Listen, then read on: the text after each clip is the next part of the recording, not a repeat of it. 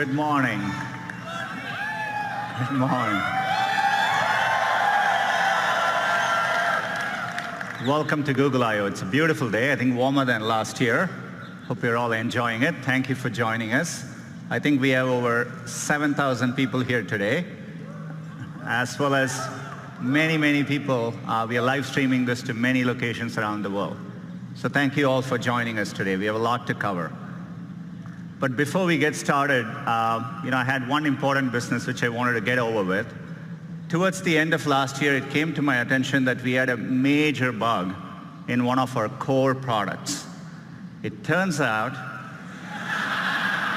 we got the cheese wrong in our burger emoji. Anyway, we went hard to work. I never knew so many people cared about where the cheese is. We fixed it. The irony of the whole thing is I'm a vegetarian in the first place.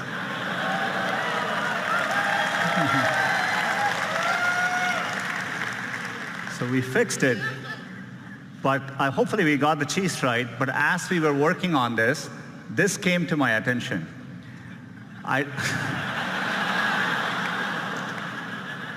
don't even want to tell you the explanation the team gave me as to why the foam is floating above the beer. But we restored the natural laws of physics.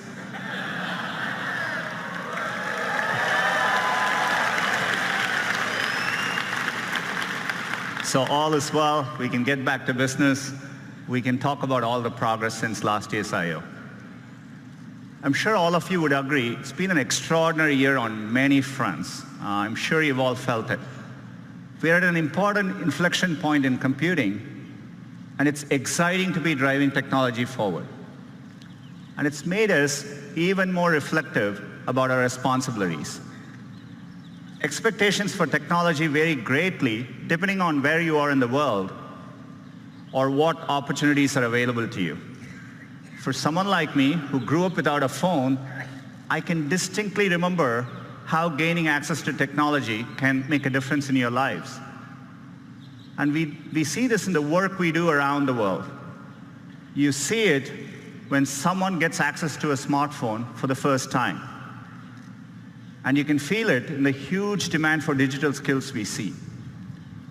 That's why we've been so focused on bringing digital skills to communities around the world. So far, we have trained over 25 million people, and we expect that number to rise over 60 million in the next 5 years.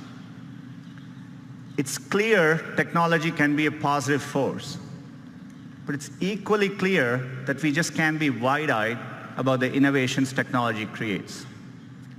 There are very real and important questions being raised about the impact of these advances and the role they'll play in our lives. So we know the path ahead needs to be navigated carefully and deliberately, and we feel a deep sense of responsibility to get this right. That's the spirit with which we are approaching our core mission to make information more useful, accessible, and beneficial to society. I've always felt that we were fortunate as a company to have a timeless mission that feels as relevant today as when we started. And we're excited about how we can approach our mission with renewed vigor thanks to the progress we see in AI. AI is enabling this for us to do this in new ways, solving problems for our users around the world. Last year at Google I/O, we announced Google AI. It's a collection of our teams and efforts to bring the benefits of AI to everyone. And we want this to work globally, so we are opening AI centers around the world. AI is going to impact many fields, and I want to give you a couple of examples today. Healthcare is one of the most important fields AI is going to transform. Last year, we announced our work on diabetic retinopathy, which is a leading cause of blindness, and we use deep learning to help doctors diagnose it earlier. And we've been running field trials since then at Aravind and Sankara hospitals in India, and the field trials are going really well. We are bringing expert diagnosis to places where trained doctors are scarce. It turned out, using the same retinal scans, there were things which humans quite didn't know to look for, but our AI systems offered more insights. Your same eye scan turns out holds information with which we can predict the 5-year risk of you having an adverse cardiovascular event, heart attack or strokes. So to me, the interesting thing is that, more than what doctors could find in these eye scans, the machine learning systems offered newer insights. This could be the basis for a new non-invasive way to detect cardiovascular risk. And we just published the research, and we are going to be working to bring this to field trials with our partners. Another area where AI can help is to actually help doctors predict medical events. Turns out doctors have a lot of difficult decisions to make, and for them, getting advance notice, say 24 to 48 hours before a patient is likely to get very sick, has a tremendous difference in the outcome. And so we've put our machine learning systems to work. We've been working with our partners using de-identified medical records. And it turns out if you go and analyze over 100,000 data points per patient, more than any single doctor could analyze, we can actually quantitatively predict the chance of readmission 24 to 48 hours before, earlier than traditional methods. It gives doctors more time to act. We are publishing our paper on this later today, and we are looking forward to partnering with hospitals and medical institutions. Another area where AI can help is accessibility. We can make day-to-day use cases much easier for people. Let's take a common use case. You come back home in the night and you turn your TV on. It's not that uncommon to see two or more people passionately talking over each other. Imagine if you are hearing impaired and you're relying on closed captioning to understand what's going on. This is how it looks to you. On a Danny Ainge level, but he's above a Colangelo level. In other words, he understands enough to... As you can see, it's gibberish. You can't make sense of what's going on. So we have machine learning technology called Looking to Listen. It not only looks for audio cues, but combines it with visual cues to clearly disambiguate the two voices. Let's see how that can work, maybe in YouTube. Not on a Danny Ainge level, but he's above a Colangelo level. In other words, he understands enough to... You said it was all right to lose on purpose. You said it's all right to lose on purpose and advertise that to the fans. It's perfectly okay. You said it's okay. We have nothing else to talk about. We have a lot to talk about.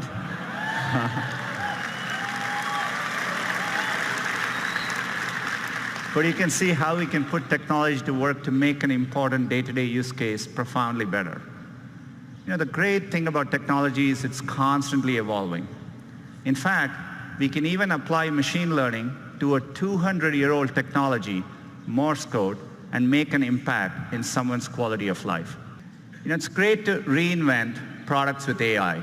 Gboard is actually a great example of it. Every single day, we offer users, and users choose over 8 billion auto corrections each and every day. Another example of one of our core products, which we are redesigning with AI, is Gmail. We just had a new, fresher look for Gmail, a recent redesign. Hope you're all enjoying using it. We are bringing another feature to Gmail. We call it Smart Compose. So as the name suggests, we use machine learning to start suggesting phrases for you as you type. All you need to do is to hit tab and keep auto-completing.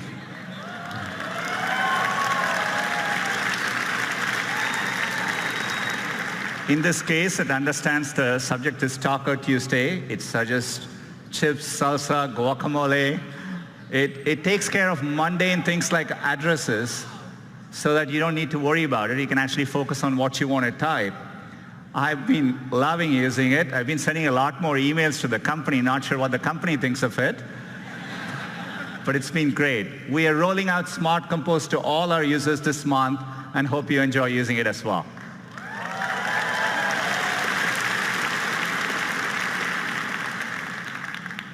Another product, which we built from the ground up using AI, is Google Photos. Works amazingly well and at scale. If you click on one of these photos, what we call the photo viewer experience, where you're looking at one photo at a time, so that you understand the scale, every single day, there are over 5 billion photos viewed by our users each and every day. So we want to use AI to help in those moments. So we are bringing a new feature called suggested actions, essentially suggesting smart actions right in context for you to act on. Say, for example, you went to a wedding and you're looking through those pictures.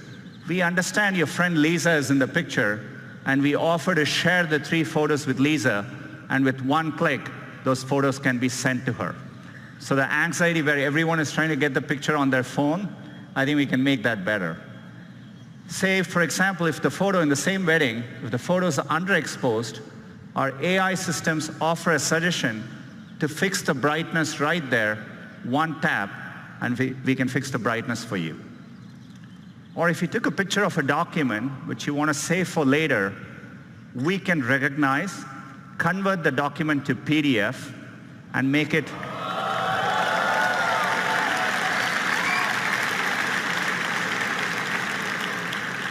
much easier for you to use later.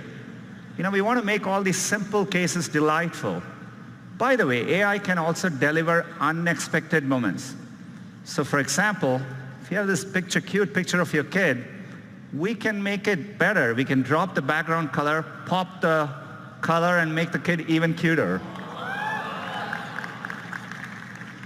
Or if you happen to have a very special memory, something in black and white, maybe of your mother and grandmother, we can recreate that moment in color and make that moment even more real and special.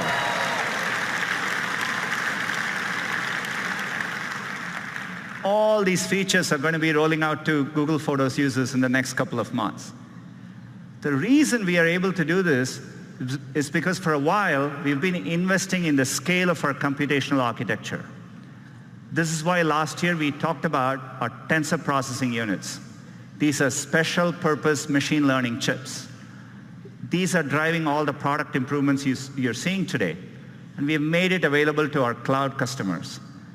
Since the last year, we've been hard at work, and today I'm excited to announce our next generation TPU 3.0. These chips are so powerful that for the first time, we've had to introduce liquid cooling in our data centers. And we put these chips in the form of giant pods. Each of these pods is now 8x more powerful than last year. It's well over 100 petaflops. And this is what allows us to develop better models, larger models, more accurate models, and helps us tackle even bigger problems. And one of the biggest problems we are tackling with AI is the Google Assistant. Our vision for the perfect assistant is that it's naturally conversational, it's there when you need it, so that you can get things done in the real world. And we are working to make it even better. We want the assistant to be something that's natural and comfortable to talk to. And to do that, we need to start with the foundation of the Google Assistant, the voice. Today, that's how most users interact with the assistant. Our current voice is codenamed Holly. She was a real person. She spent months in our studio, and then we stitched those recordings together to create voice. But 18 months ago, we announced a breakthrough from our DeepMind team called WaveNet. Unlike the current systems, WaveNet actually models the underlying raw audio to create a more natural voice. It's closer to how humans speak. The pitch, the pace, even all the pauses that convey meaning. We want to get all of that right. So we've worked hard with WaveNet, and we are adding, as of today, 6 new voices to the Google Assistant. Let's have them say hello. Good morning, everyone. I'm your Google Assistant. Welcome to Shoreline Amphitheater. We hope you'll enjoy Google I/O. Back to you, Sundar.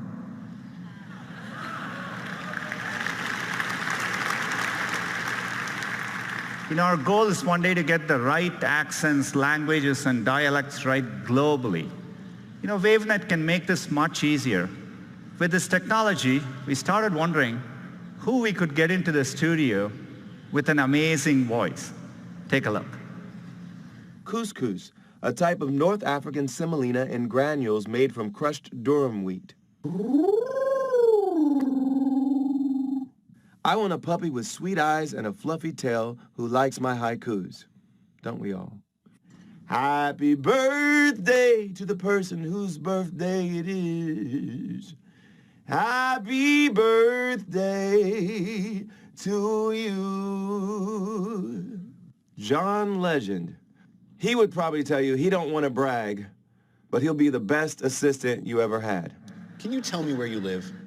You can find me on all kinds of devices, phones, Google Homes, and if I'm lucky, in your heart.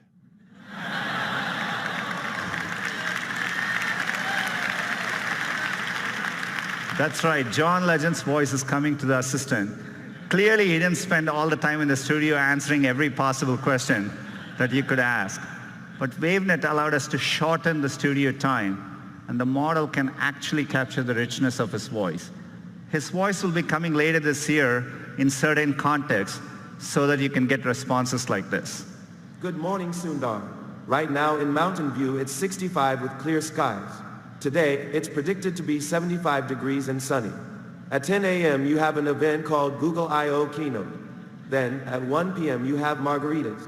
Have a wonderful day. I'm looking forward to 1 p.m. So John's voice is coming later this year. I'm really excited we can drive advances like this with AI. We are doing a lot more with the Google Assistant. And to talk to you a little bit more about it, let me invite Scott onto the stage.